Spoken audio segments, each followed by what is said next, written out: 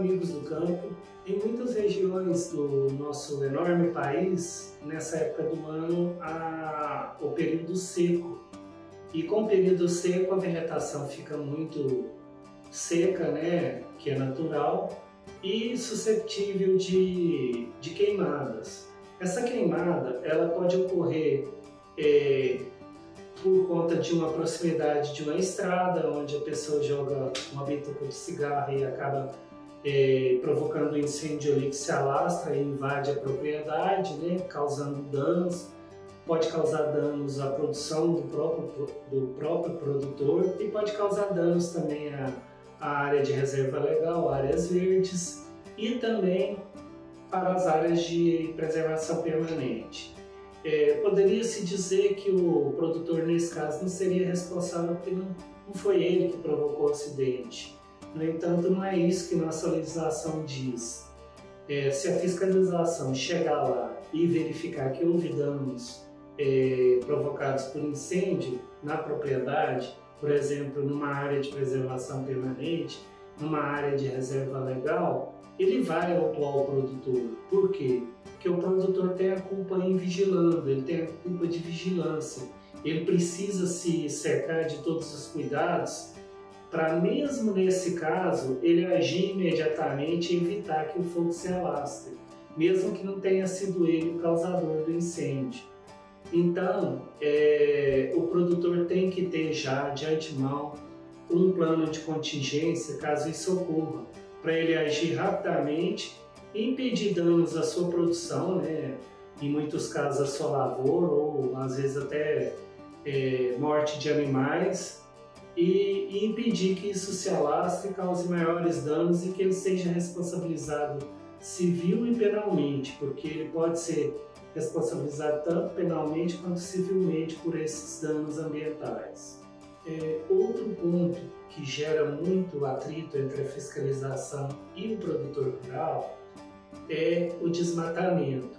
Se houver uma área verde na propriedade que necessite de desmatamento, que seja permitido por lei, é importante que o produtor ele tenha a devida autorização para a supressão daquela vegetação.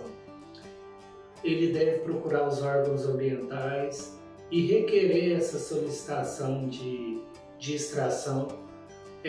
O destino da madeira que vai ser extraída ali também, existem regras rígidas quanto ao destino, deve-se seguir também à risca esse destino que vai ser dado à madeira retirada, para que o produtor não seja penalizado pela fiscalização. Outro aspecto também que gera muito problema é a captação de água. O produtor sempre vai precisar de água, né? E essa captação, para ele exercer sua atividade, ela precisa de ter dos órgãos ambientais, do IGAM mais especificamente, uma outorga.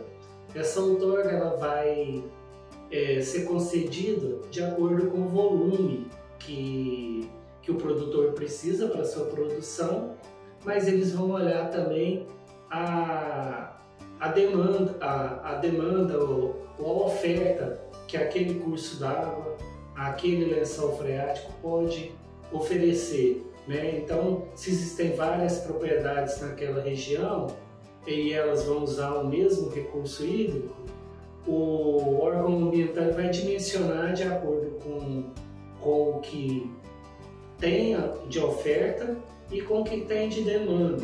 Então, às vezes, o produtor não vai conseguir a quantidade que ele deseja, mas ele vai conseguir uma quantidade de água suficiente.